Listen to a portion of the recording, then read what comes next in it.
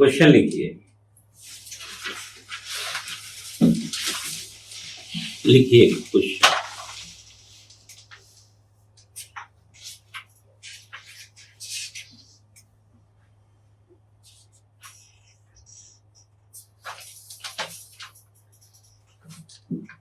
किन परिस्थितियों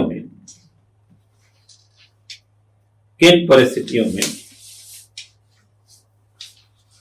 संसद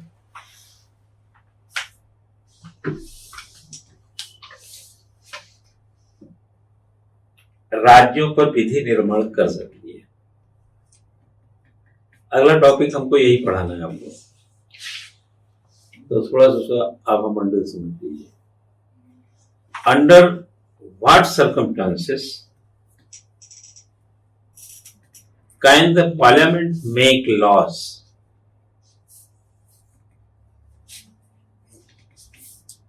ऑन द स्टेट्स?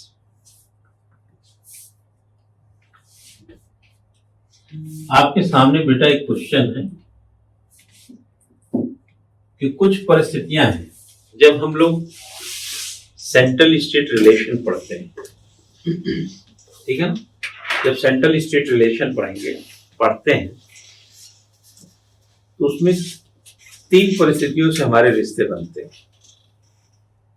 रिश्तों की अपनी एक परिस्थिति होती है, चाहे आम जीवन में रिश्ते हों या खास जीवन में हो, या मैं कहता हूं संविधान में निहित सेंट्रल स्टेट रिलेशन की बात, जिसको यूनियन एंड स्टेट रिलेशन बोलते हैं, संघ और राज्य संबंध, जिसकी 3 परिस्थिति है जो संविधान में है ना। वैसे हम इसको और एक्सपोज करें तो उन परिस्थितियों के भीतर भी कई परिस्थितियों का निर्माण कर सकते हैं, लेकिन आप बहुत ज्यादा वैसे देखने के बजाय जो सीधे सीधे कहा गया है संविधान में, उसके हिसाब से देखिए।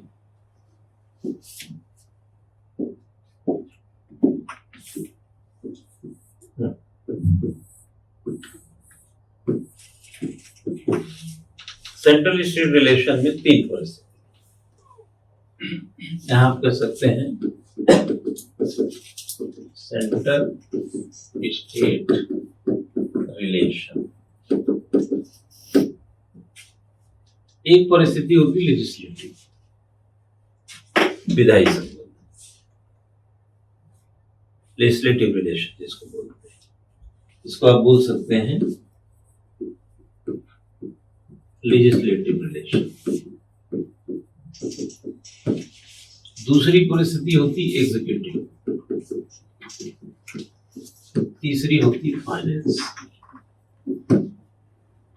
हमारे आम जिंदगी में भी देखेंगे तो हम अपने लोगों के बीच कुछ मानक रिश्तों में बंधे होते हैं। जैसे माता पिता के साथ हमारा हर तरीके का रिश्ता, मतलब उनके विधि निर्माण से लेकर के, इसका भी कुछ मन करता होगा नहीं है?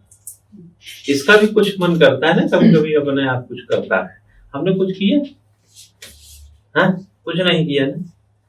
टेलर के मित्र ने कहा था कि टेलर, तुम्हारी उपलब्धियों के लिए लोग तुमको सराहते हैं, लेकिन आलोचना उन बातों के लिए करते हैं जो तुमने किया ही नहीं। सड़क पे एक व्यक्ति गिर गया, आपने गिराया? नहीं गिराया, वो स्वयं गिर गया। आपने उठाया? नहीं उठाया, स्वयं उठ गया, किसी और ने उठा दिया, बट आपने नहीं उठाया। लोग कहेंगे देखो कैसा आदमी है, लोग कहेंगे देखो कैसा आदमी है। एक आदमी गिरा सड़क पे, उठाने नहीं गया। आपका कोई योगदान था कहीं पे? न गिराने में योगदान, न उठाने में योगदान। आप तो घर से झोला लेके सब्जी लेने गए थे, लेकिन लेके क्या आए? भर भर के आलोचना। किए कुछ नहीं किया, कुछ नहीं किया आपने, और लेके क्या आए? आलोचना। आलोचना करने वाला भी नहीं उठाया, जो आपकी आलोचना कर रहा है कि देखो कैसा आदमी है, एक आदमी गिरा उसको उठाया नहीं, वो भी खड़ा होकर देख ही रहा है।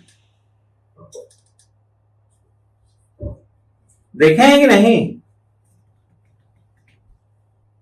वो भी खड़ा होकर देख रहा है और आपको बारे में कह रहा है कि देखो कैसा आदमी उठाया नहीं। तुम्हारी उपलब्धियों के लिए तुमको सब सराहेंगे, आलोचना उन बातों की जाती है जो तुमने किया ही नहीं है।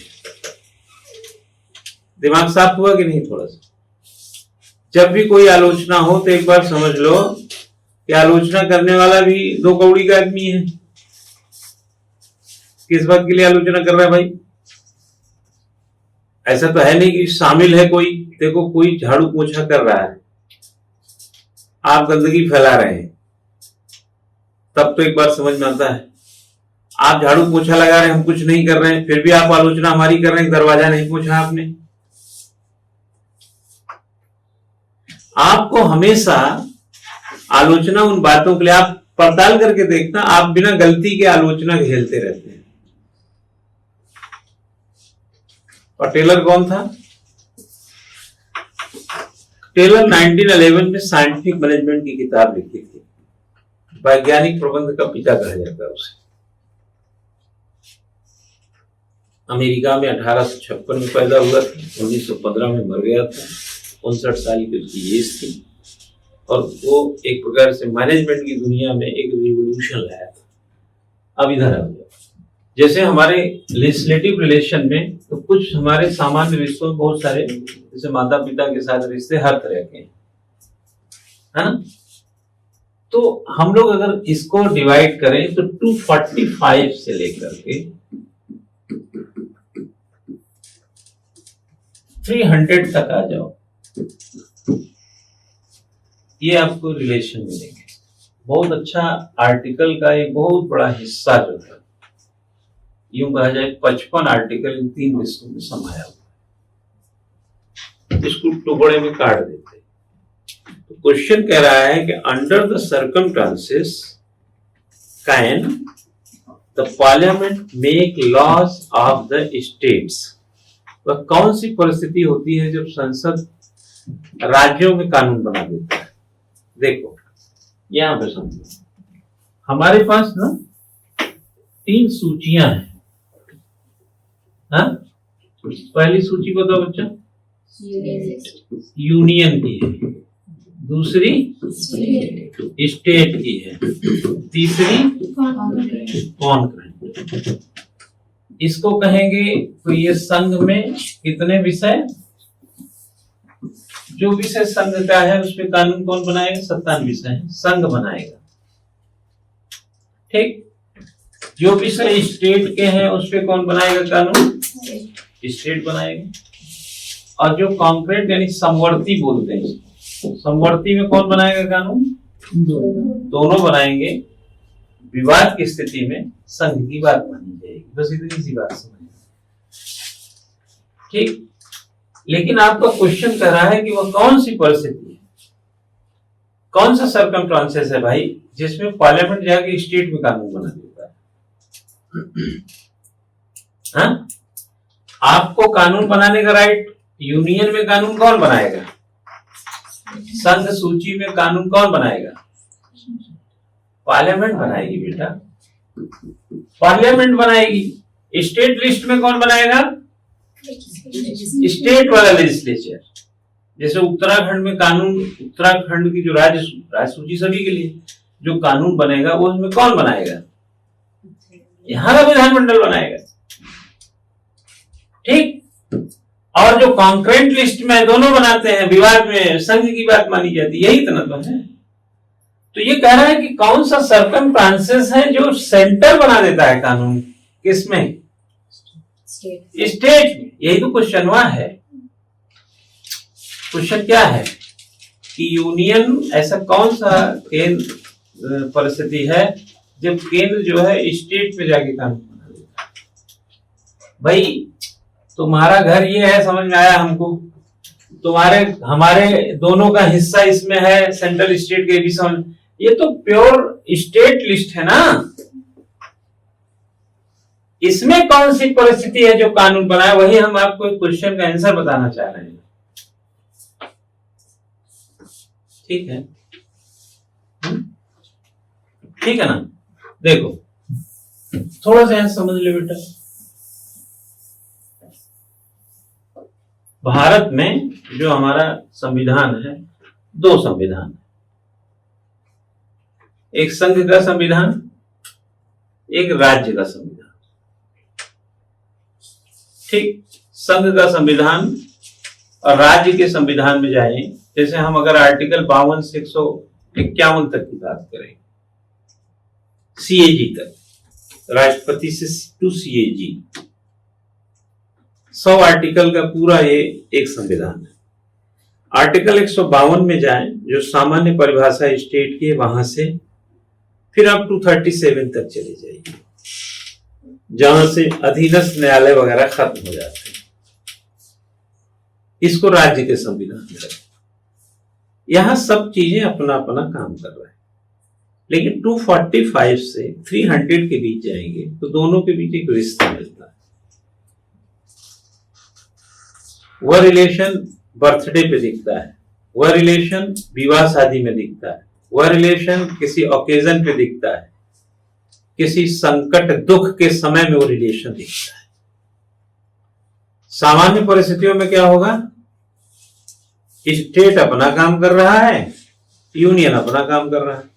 लेकिन अगर देश में कोई आपदा आ जाए, देश में इमरजेंसी लग जाए, देश में युद्ध छिड़ जाए, आगे ना अलग अलग दुख दर्द, ऐसे जैसे अलग अलग किस्म की चीजें, तो वहां पर रिश्ते दिखेंगे, कोरिलेशन दिखता है।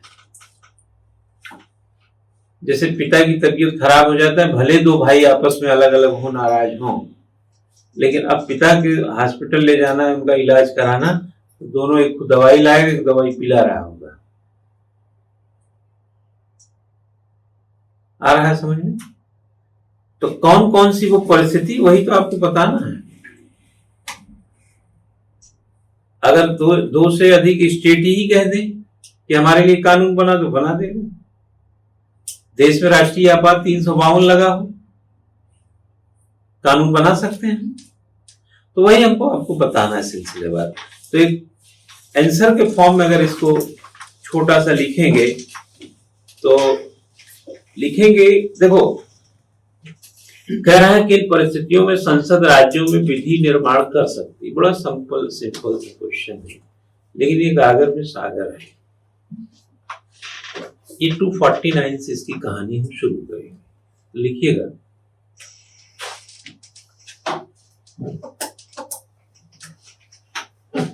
Article, according to article 249, if the Rajya Sabha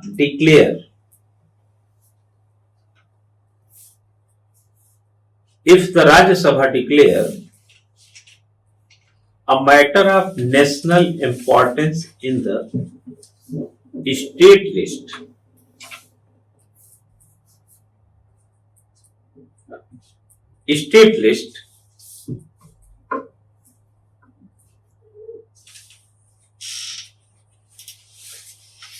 by a 2/3 majority of the members present and voting in the house, संविधान के अनुच्छेद 249 के अनुसार राज्यसभा यदि सदन में उपस्थित मतदान करने वाले सदस्यों के 2/3 बहुमत से राज्य सूची की किसी विषय राष्ट्रीय महत्व का घोषित कर दें, देन तो parliament gets the power to make laws on the subject. तो उस विषय पर कानून निर्माण की शक्ति संसद को प्राप्त हो जाती है।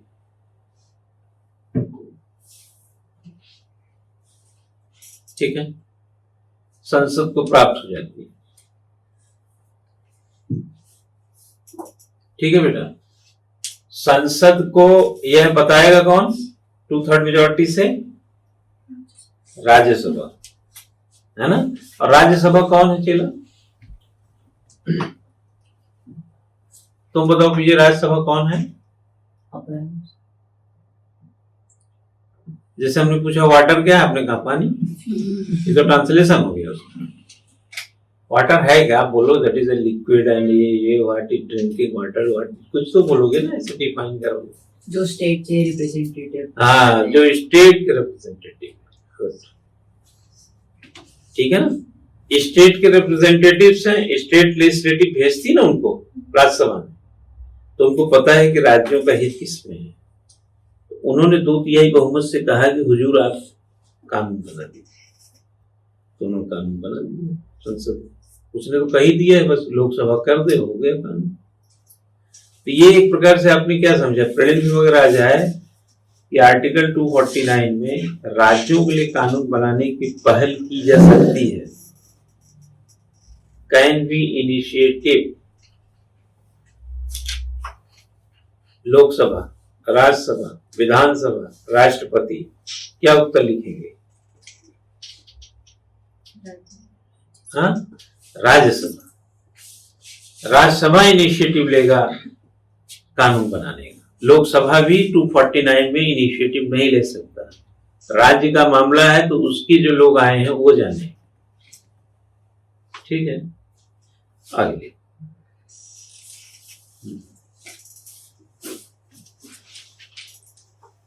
Such offer remains in force for 1 year. ऐसा प्रस्ताव 1 वर्ष के लिए लागू रहता है। If the Rajya Sabha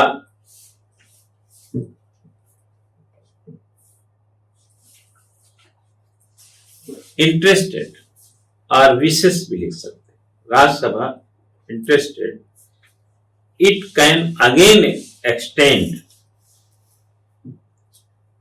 that the period of 1 year. Rajya Sabha चाहे तो पुनः उस अवधि को 1 वर्ष के लिए बढ़ा सकती है।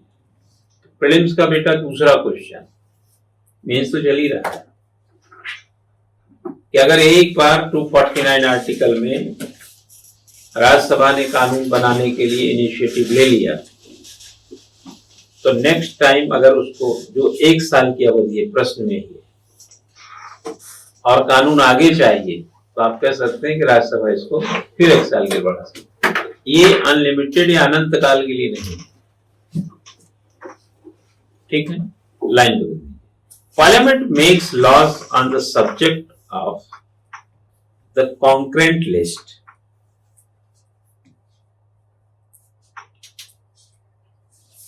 concurrent list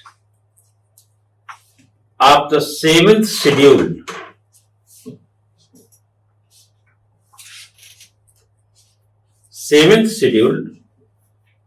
of the Constitution. संसद संविधान के 7वीं अनुसूची, संसद संविधान के 7वीं अनुसूची के समवर्ती सूची के विषयों पर कानून का निर्माण करती है।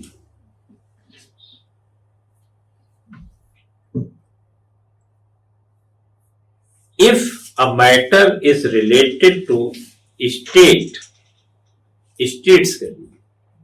if the matter is related to the states in this context,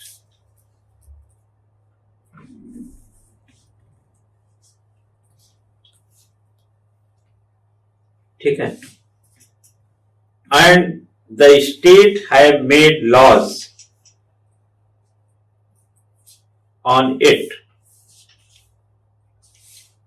यदि कोई विषय इस संदर्भ में राज्य से संबंधित हो,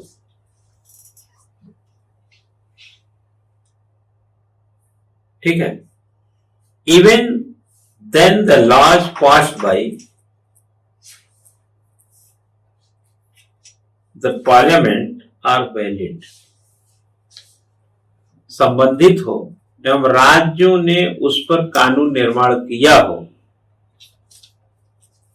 तो भी संसद द्वारा पारित विधि मान्य होगी।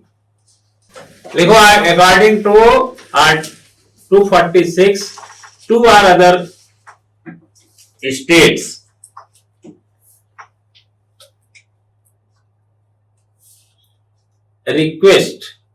requested making law in state list। दो या अन्य राज्य, अधिक राज्य कर लो, एक्सेस कर लेते, वैसे राज्य यह निवेदन करें, कानून बनाने के लिए निवेदन करें, राज्य सूची में कानून बनाने के लिए निवेदन करें, then parliament can make law.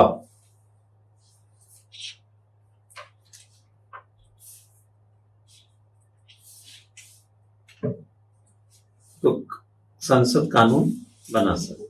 ये 246 में। 249 में क्या था? अगर राज्यसभा कहे तब कानून बन जाएगा, दो राज्य ही कह दे, दो से अधिक राज्य, तो कानून बन जाएगा। आगे लिखो, लाइन बदल के लिख बेटा।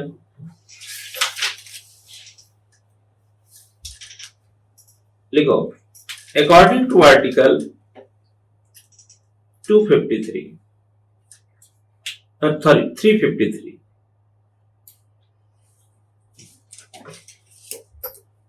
आर्टिकल 353 के अनुसार नाउ इन द कंट्री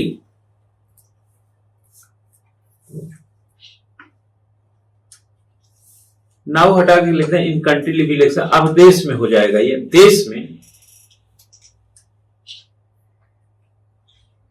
देश में और या इन विच पार्ट ऑफ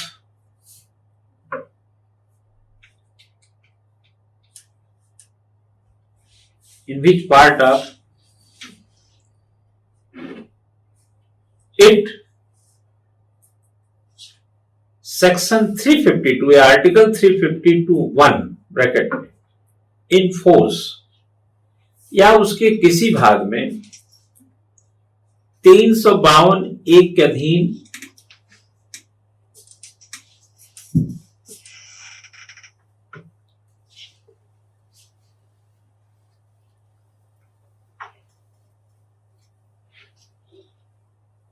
ठीक है ना। Parliament shall have power to make laws. Parliament shall have power to make laws on all matter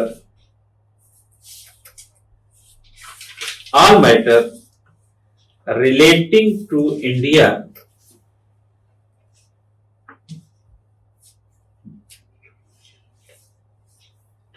लिखें अधीन संसद को भारत के किसी क्षेत्र के लिए सभी सूचियों में इंक्लूडिंग द स्टेट लिस्ट, जिसमें राज्य सूची भी शामिल है,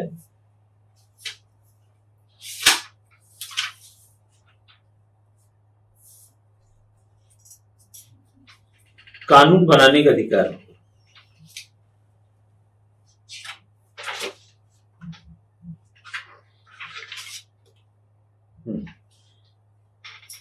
Similar arrangement even after the implementation of 356.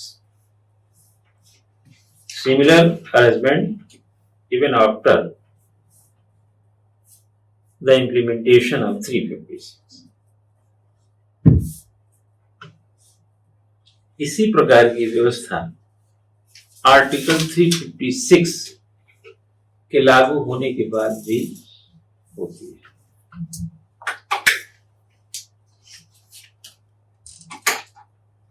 (246, 249, 352 है ना।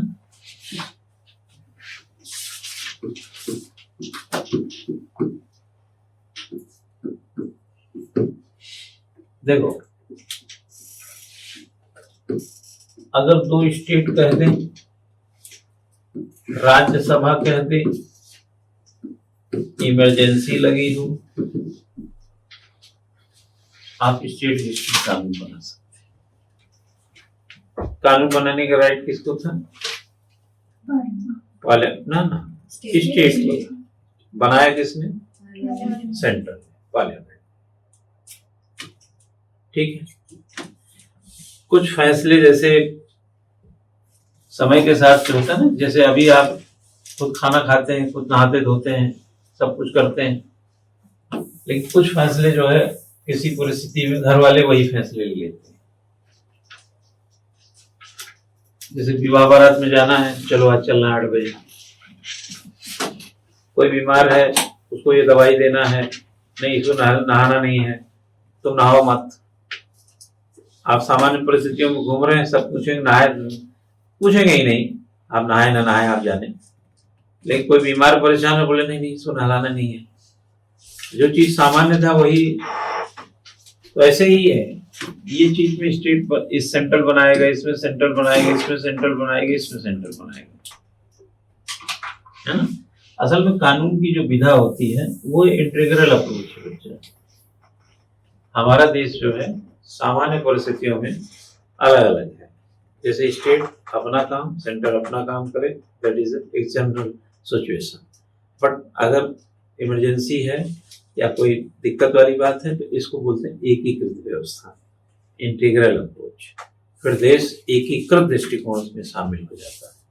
इसीलिए संघ की ताकत बड़ी बताई गई है। संघ की ताकत बड़ी है।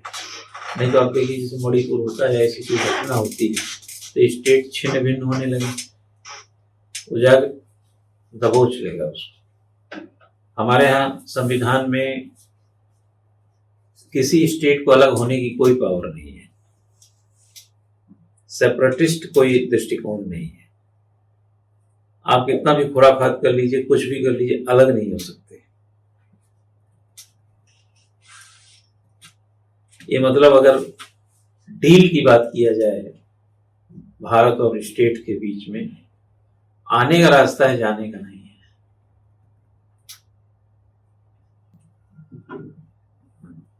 संविधान में कहीं इस तरीके का कोई लूप होल नहीं है।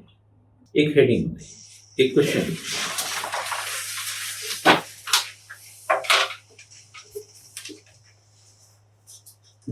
What is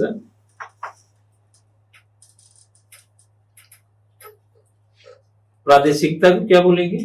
territory, territorial, territoriality बोल सकते हैं, है ना। प्रादेशिकता, टेरिटोरियलिटी। देखिए व्हाट इज ए टेरिटोरियलिटी? प्रादेशिकता किसे कहते हैं, है ना। प्रादेशिकता किसे कहते हैं? आगे देखिए, how has regionalism affected the politics of India? How has regionalism, इसको आप लिख टेरिटोरियलिटी भी लिख लीजिए, प्रादेशिकता यहां हिंदी में लिखाएंगे। Regionalism oblique territoriality affected the politics of India। प्रादेशिकता किसे कहते हैं? प्रादेशिकता ने भारत की राजनीति को किस प्रकार प्रभावित किया है, यह आपका प्रश्न है बच्चा। ऐसा समझ के चलो कि जो हमारी टेरिटरीज है, भारत का अपना जियो पॉलिटिकल एक एरिया है जो 32 लाख से अधिक वर्ग किलोमीटर में फैला है, जहां 28 स्टेट और 8 यूनियन टेरिटरीज होते हैं। यह भारत है जिसका आर्टिकल 1 में जाएंगे तो पूरी गणना मिलती है। भारत क्या है? राज्यों का संघ। कहते हैं that India that is an Bharat, जिसका भी भारत और इंडिया का आपने देखा होगा कि ये चर्चा भी हो गई थी। तो जो प्रादेशिकता है उसको टेरिटोरियलिटी यानी एक प्रकार से आप रीजनलिज्म के एस्पेक्ट से इसको देखें तो ये भारतीय राजनीति को इफेक्ट करती है।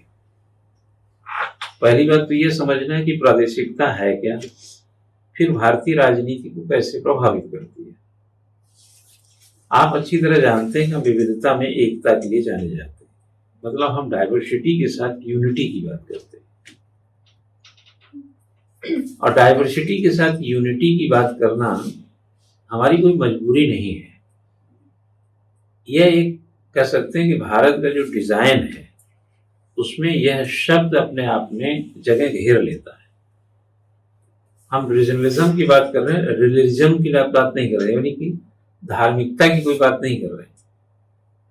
तो जो हमारा टेरिटरीज है, जैसे आप उदाहरण के तौर पे कि अब तो नहीं, अब तो विकास का आधार हो गया, लेकिन जब राज्यों के निर्माण होते थे यानी टेरिटरीज बनाई जाती थी तो उसमें लैंग्वेज प्रायोरिटी होती थी।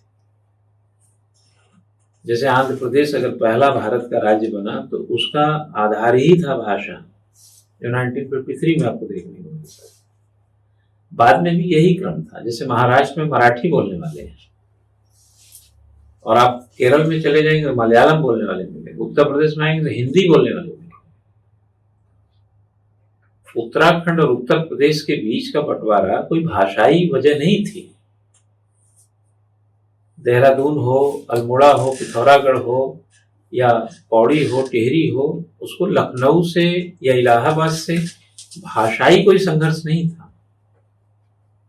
यहाँ मैदान और पहाड़ का एक जो विकास का जो मापदंड था उसमें जो रुकावटें थी वो इम्पोर्टेंट था।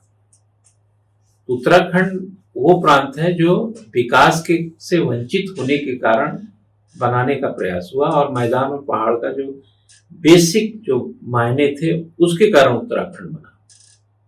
भाषा नहीं है इसमें कारण। आप कभी भी पूरे आंदोलन की जर्नी को देखेंगे जो उत्तराखंड के बनाने को लेकर है, उसमें कहीं पर यह विवाद नहीं आया कि हमारे उत्तर प्रदेश से या उत्तराखंड का जो क्षेत्र है भाषा में कोई संघर्ष है। नहीं, विकास में संघर्ष कि लखनऊ से विकास जो उत्तरकाशी क्यों नहीं पहुंचता है, क्यों पौड़ी, टिहरी, अल्मोड़ा, पिथौरागढ़ पहुंच पाता है।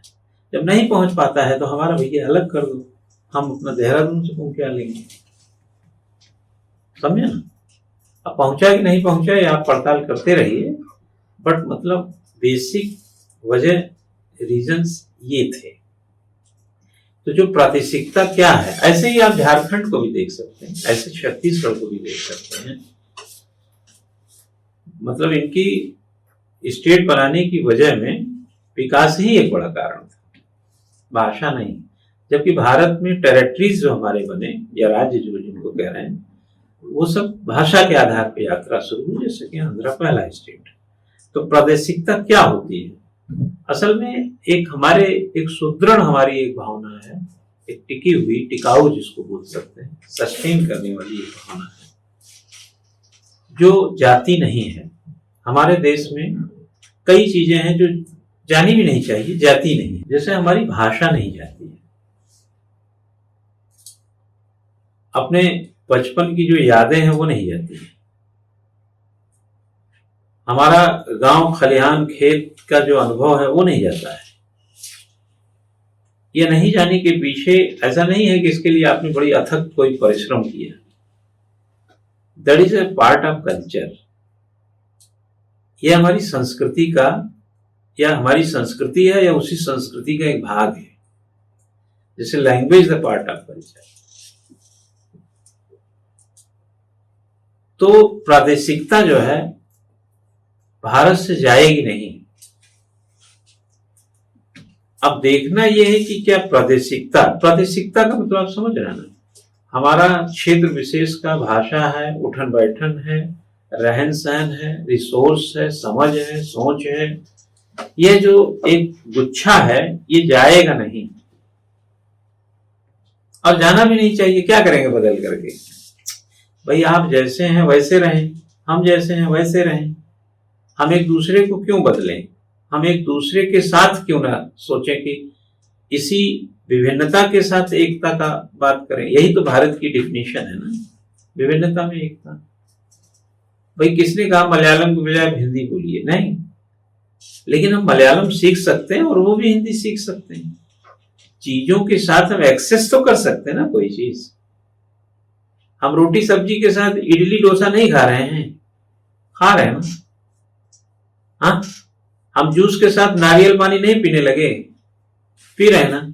आज से 10 साल 8 साल पहले जाके देखें, मुझे याद आता है हमने नारियल पानी का ठेला 7-8 साल पहले शायद ईसी रोड पे कभी एक बार देखा था।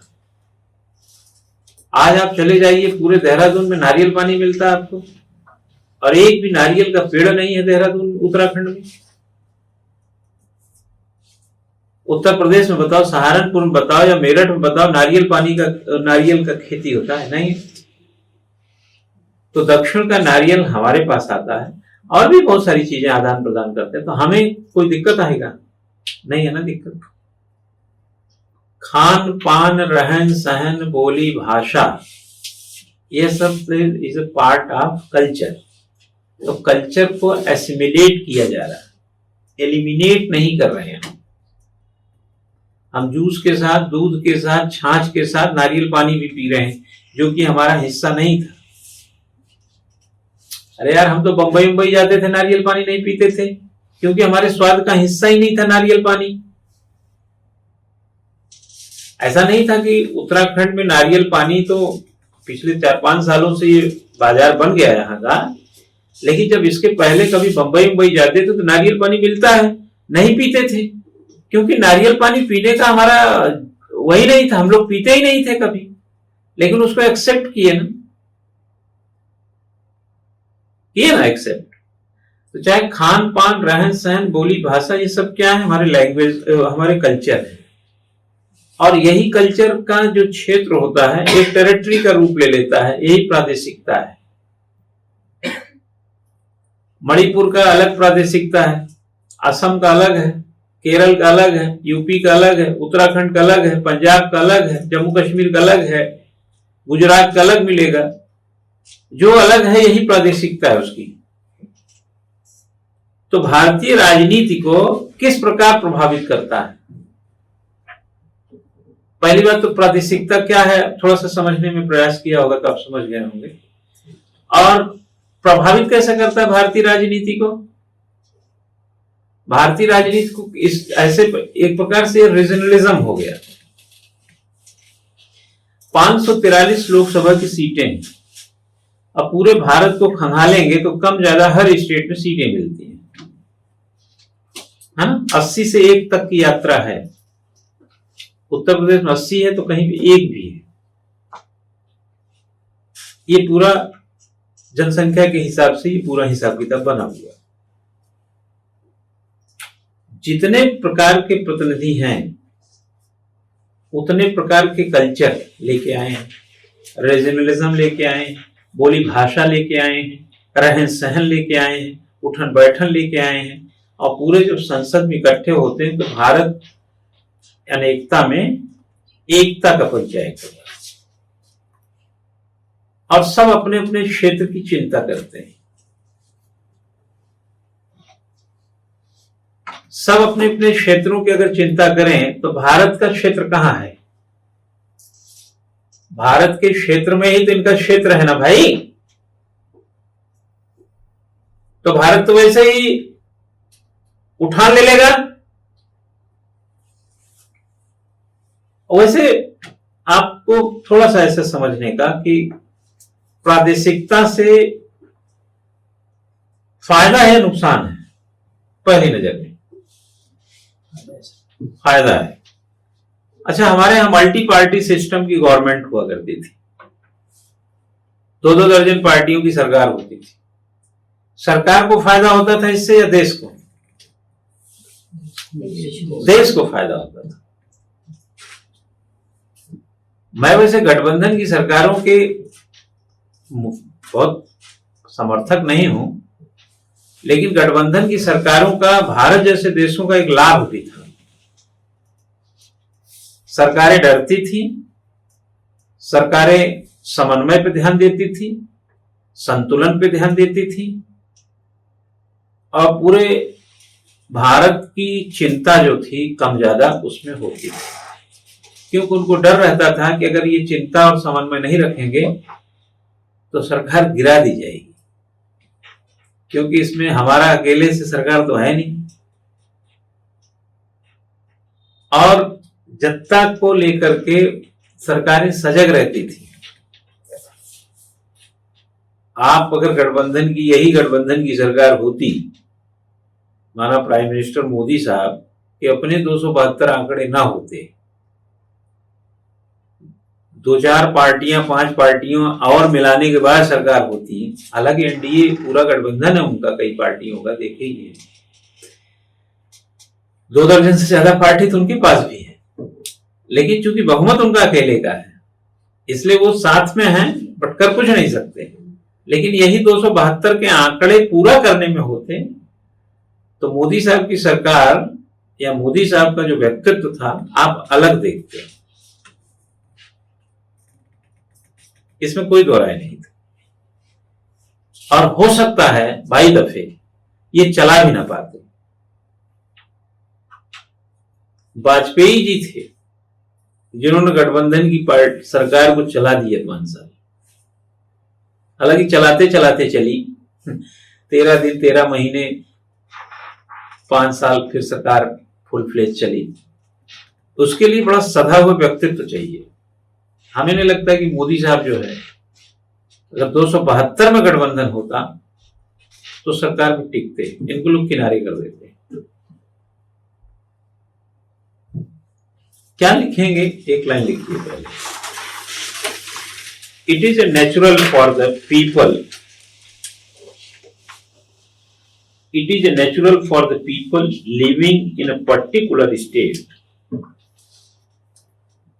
to have a feeling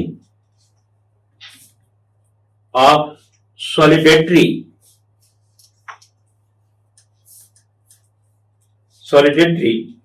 towards the popular of the people of other states. किसी प्रदेश विशेष में रहने वाले लोगों में अन्य प्रदेश के लोगों के प्रति, किसी प्रदेश में रहने वाले लोगों में अन्य प्रदेश के लोगों के प्रति एक दृढ़ता का भाव स्वाभाविक है। नहीं लिख पाए क्या? It is natural for the people living in a particular state to have a feeling of solidarity towards people of other states. किसी प्रदेश के व्यक्ति के एक मतलब दृढ़ता का भाव स्वाभाविक है, ये आता है। जैसे कोई आदमी उत्तराखंड का है तो अगर कहीं बाहर जाए, कहीं मध्य प्रदेश या कहीं पे, तो उसके अंदर यह भाव तो रहता ही है ना कि मैं उत्तराखंड का हूं। ठीक है ना। या आप देहरादून में रह करके आपको, अरे यार ऐसे ही समझो, दृढ़ता का सही डिफिनेशन है, पिथौरागढ़ यहां से कितना दूर है, 18-20 घंटे की जर्नी है। ट्रेन जाती नहीं, हवाई जहाज वैसे चलता नहीं है, तो आप बस से जाएंगे, कार से जाएंगे, 18 घंटा लग जाएगा। ठीक है। और छोटमलपुर 1 घंटे का रास्ता है। एक व्यक्ति आईएसबीटी पे 2 बस से 2 व्यक्ति उतरते हैं। एक पिथौरागढ़ से उतरता है जो 18 घंटे की यात्रा करके आया, एक छोटमलपुर से आया है, सहारनपुर से, जो 1 घंटे की यात्रा करके आया। और आप उत्तराखंड के हैं, देहरादून के। आपने एक से पूछा कहां से आ रहे हो, उसने कहा मैं पिथौरागढ़ से आ रहा हूं। आप में जो स्टेट के प्रति दृढ़ता है वो नहीं दिखेगी, जबकि वो 18 घंटे दूर है। लेकिन जो छोटमलपुर से आया है, जो 1 घंटे की महज दूरी पे था, जैसे वो बोलेगा कि मैं सहारनपुर या छोटमलपुर से आ रहा हूं, आप में स्टेट की दृढ़ता दिख जाएगी। आपके दिमाग में खट सा आ जाएगा कि यूपी का है, मैं उत्तराखंड का हूं। लेकिन जैसे ही पिथौरागढ़ गाएगा आपके दिमाग में बात नहीं आएगी। यह एक प्रकार से प्रादेशिक हमारी एक दृढ़ता होती है। मैं ये नहीं कह रहा हूं कि आप कोई भेदभाव कर रहे हैं, मतलब एक जो प्रदेश के प्रति हमारी दृढ़ता होती है, तो यहां पर उसका मैं एग्जाम्पल दे रहा हूं। ये मायने नहीं रखता कि हमारे प्रदेश के किसी कोने से आया हुआ व्यक्ति कितनी दूर से आया है, कितने घंटे में आया है, वो हमारे प्रदेश का है तो उसके प्रति हमारी थिंकिंग अलग हो जाएगी। और भले ही सीमा से आया हो, अगल बगल से आया हो, लेकिन यूपी का है तो हमारी एक दृढ़ता दिखेगी कि मैं उत्तराखंड का। कोई देश अमीर है तो वो अपनी इजराइल अपनी दृढ़ता ही तो बता रहा है हमास को बता रहा है कि फिलिस्तीन को बता रहा है, पर बता रहा है। या दुनिया का लेबनान हो या ईरान हो, चाहे जिसको जोड़ लो, या जितने अरबियन कंट्री हैं, सबको क्या बताना चाह रहा है? अपनी सॉलिडिटी को ही तो प्रदर्शित कर रहा है वो। जब हम पर पाकिस्तान ने हमला किया तो एयर स्ट्राइक या और भी जो काम किए गए, हमने अपनी सॉलिडिटी को ही तो प्रदर्शित किया। तो हर कोई व्यक्ति अपनी सॉलिडिटी को सामने रखता है। ऐसे ही प्रदेश की अपनी एक सॉलिडिटी है, सब कोई रखता है। अभी हम आपको कुछ बोलें, आप ऐसा कुछ बोलना चाहेंगे जो आपकी सॉलिडिटी होगी। एक बच्चा भी जो है अपने ढंग का विरोध करता है, अपनी सॉलिडिटी को ध्यान में रखता है, अपनी दृढ़ता को। जब हम प्रादेशिकता की बात करते हैं, हालांकि हम शब्द लगाने के हम फेवर में नहीं रहते हैं, लेकिन यहाँ बन नहीं रहा है हमसे यहाँ हम बना नहीं पा रहे हैं, हमारी कमजोरी समझी जाएगी ठीक है। तो जब हम प्रादेशिकता की बात करते हैं, कामा लगा के, we means the manifestation or transmission of those feelings। तो हमारा तात्पर्य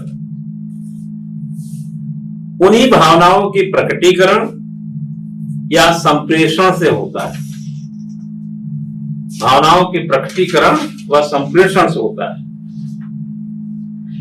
लिखें, टेरिटोरियलिज्म, भाई साहब ये सब हमारा जान लेकर रहेंगे, सब टेरिटरी से टेरिटोरियलिज्म, जैसे हम लोग रीजनलिज्म बोलते हैं ना, वो वाला LISM वाला, ठीक है, लगा लिया क्या? साथ तो देखो, इसीलिए पढ़ा, सहायता करो मेरी सहायता करो। टेरिटोरियलिज्म इज सच अ फीलिंग, प्रादेशिक एक ऐसी भावना, प्रादेशिकता एक ऐसी भावना है, which consider the interest of its state as paramount, जो अपने प्रदेश के हितों को ही सर्वोपरि मानता है, राइट? जो अपने प्रदेश के हितों को ही सर्वोपरि मानता है, एंड wants its superiority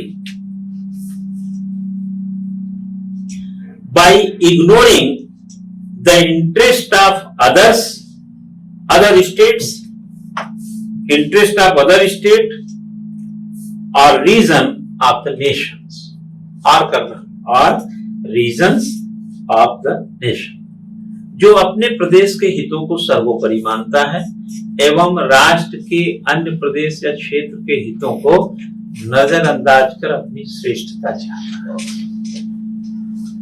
हाँ? हम उत्तर प्रदेश के बारे में क्या सोचें?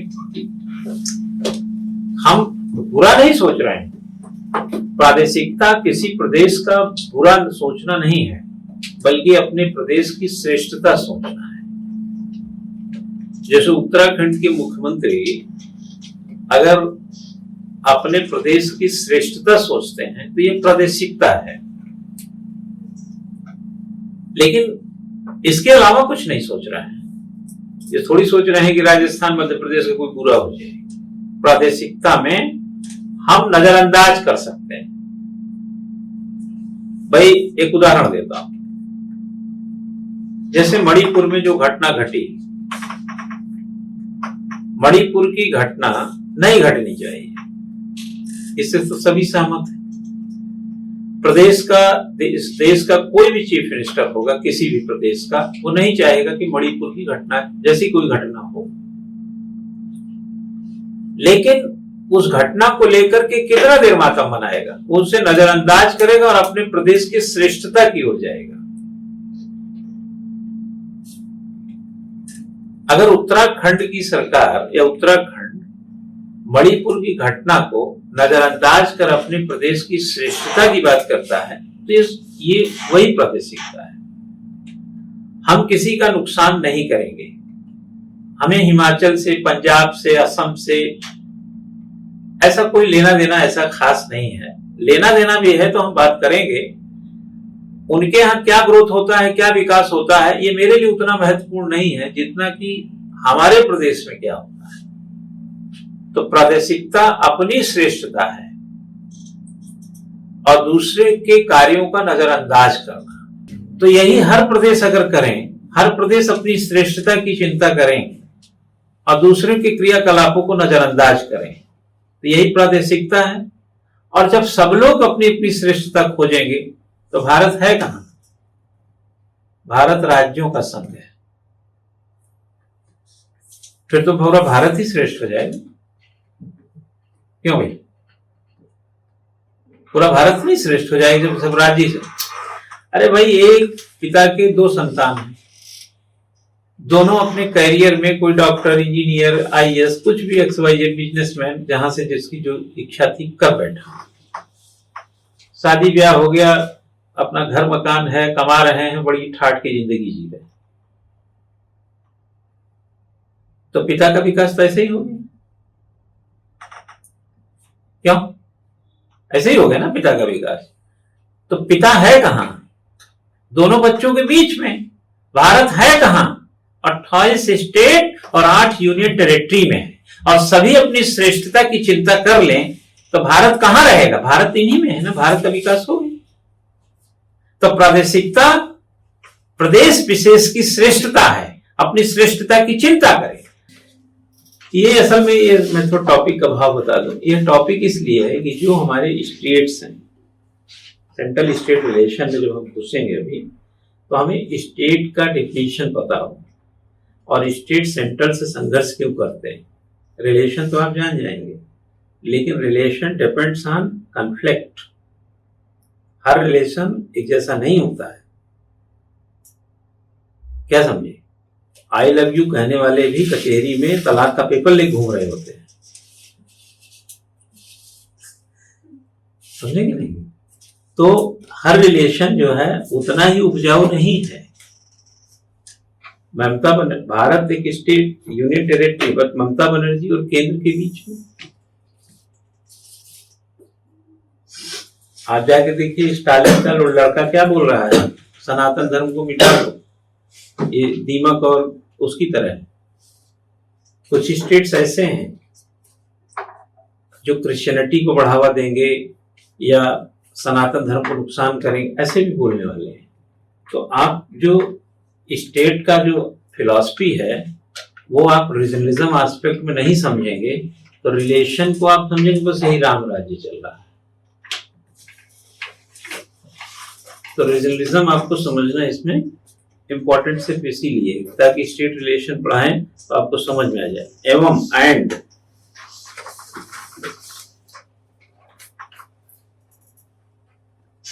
In this sequence,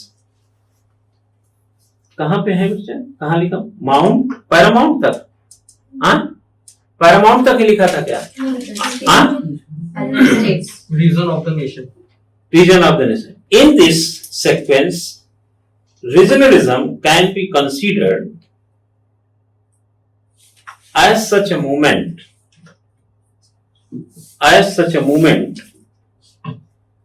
which territories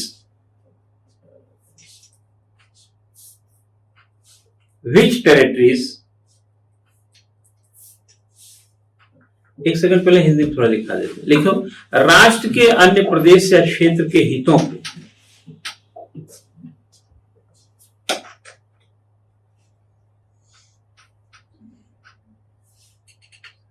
पहले इंग्लिश में लिखो। In this sequence regionalism can be considered as such movement which tries करो टेरिटरीज को, तब सेंटेंस बनेगा, to give a political form, comma, there with the aim of safeguarding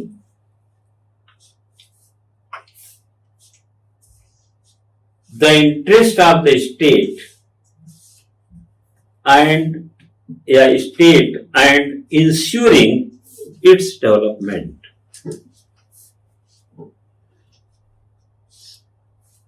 लिखो, राष्ट्र के अन्य प्रदेश या क्षेत्र के हितों को नजरअंदाज कर अपनी श्रेष्ठता, इस क्रम में प्रादेशिकता एक ऐसा आंदोलन माना जा सकता है जो प्रदेश के हितों की सुरक्षा और उनके विकास को सुनिश्चित करने के उद्देश्य से